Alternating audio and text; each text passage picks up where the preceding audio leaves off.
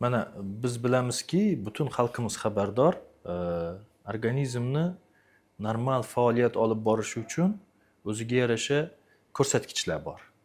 Ana xalqimiz ham biladi, arterial qon bosimi, davleniya deyiladi. Davleniyam oshibdi, davleniyam tushibdi. Bosh og'risa darrov katta yoshli odamlar yoki bo'lmasam uydagi kichkinalar ham kattalar boshim og'riyapti yoki boshim aylanyapti desa, davleningizni o'lchab qo'ying deyishadi. Bu haqida xalqimizda juda yaxshi tushuncha shakllangan.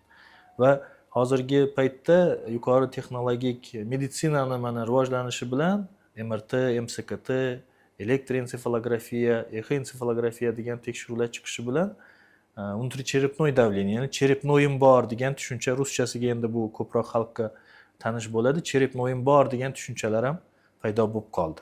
Ya'ni bu nimani bildiradi? Bu bosh kalla suyagi ichidagi davleniyani ko'rsatkichini bildiradi. Boshim aylanyapti, boshim og'riyapti, ko'zim og'riyapti deyishadi. Bu albatta buni xalqimiz juda yaxshi biladi. Lekin mana ko'z ichki bosimi degan ham ko'rsatkich bor.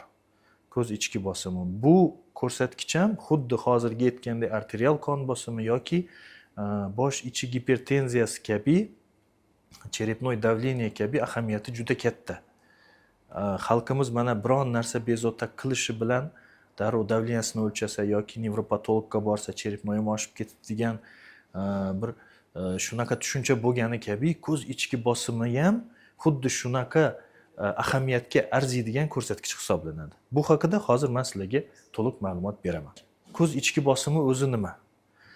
Ko'z ichki bosimi ko'zni ichidagi o'sha tuzilmalarni o'z hayot faoliyatini olib borishi uchun, ularni o'z vazifalarini bajarishi uchun zarur bo'ladigan oziqani berib turadigan ko'z ichki suyuqligini ko'z ichi devoriga ta'sirini bildiradigan ko'rsatkich. Normada o'zini ko'rsatkichiga 10 mm siymob ustunidan 23 mm siymob ustunigacha bo'lishi mumkin. Va eng ahamiyatlisi bu ko'rsatkich har bitta individual shaxs uchun alohida bo'ladi. Kerak bo'lsa har bitta ko'z uchun o'zini normasiga, me'yoriga ega bo'lishi mumkin. Nima ahamiyati bor bu ko'z ichki bosimi?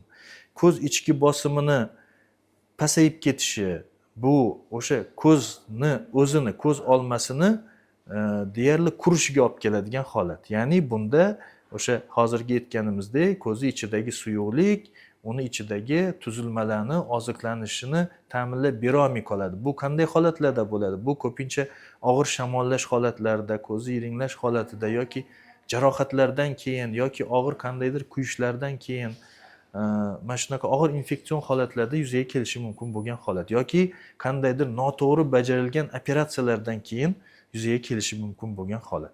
Endi bizlar uchun eng ahamiyatlisi bu ko'z ichki bosimini oshishi. Nima uchun? Chunki ko'z ichki bosimini oshishi bu hozirgi kundagi ko'z kasalliklari orasida ko'rishni yo'qolishiga, ko'rlikka sabab bo'ladigan birinchi o'rindagi kasallik glukomaga olib keladi. Ya'ni ko'z ichki bosimini oshishi, uni ichidagi suyuqlikni ishlab chiqarilishi yoki uni suyuqlikni ketishiga to'sqinliklar bo'lishi natijasida oshib ketadi va bu ko'ruv nervini bosilishiga, uni ezilishiga va ko'rishni asta-sekin yo'qolib borishiga sabab bo'ladi. Bu albatta glukoma kasalligi hisoblanadi. Bu haqida oldin ham juda ko'plab ma'lumotlarga ega bo'lganmiz. Mana shu nisi bilan ahamiyatliki, mana ko'z ichki bosimini oshishi eng yomoni, eng xavfli joyi bu nimaga, bemorlarga yoki odamlarga hech qanday belgi bermasligi mumkin. Faqatgina bittagina o'sha o'tkir xuruj holati, glukomani o'tkir xurujidagina ko'zga kuchli og'riq bo'lib, bemor ko'z doktoriga murojaat qilishi mumkin. Boshqa holatlarda hech qanday belgi bermaydi. Ya'ni na bosh og'rishi, na ko'rishi xiralashi, na ko'zi qizarib ketishi yoki yoshlanishi yoki qadalishi shunaqa belgilar bo'lmaydiki, inson buni sezmay qolishi mumkin. Shuning uchun ham ahamiyatliki bu ko'z ichki bosimni albatta oftalmologga murojaat qilib, profilaktik nuqtai nazardan o'sha kasallikni oldini olish nuqtai nazardan albatta ko'rikda bo'lib turish kerak. Hozir mana shunaqa nima borki, biz oftalmologlar tavsiya qilamiz, 40 yoshdan oshgan har bitta fuqaro bir yilda bir marta profilaktik oftalmolog tekshiruvda bo'lishi kerak va bunda albatta ko'z ichki bosimi o'lchanishi zarur. Nima uchun? Chunki bo'lishi mumkin bo'lgan, hech qanday belgilarsiz yuzaga kelishi mumkin bo'lgan, ko'rlikka olib kelishi mumkin bo'lgan kasallikni oldini olish uchun ham aynan ko'z ichki bosimni o'lchash kerak. Shuning uchun ham biz bilamiz, ko'rish orqali inson atrof muhitdagi 80% dan oshiq ma'lumotni ko'rish orqali ilg'aydi. Rost shunaqa ekan, demak biz ko'zimizga e'tiborli bo'lishimiz kerak, ko'zimizni umrimizni oxirigacha saqlashga harakat qilishimiz kerak bo'ladi.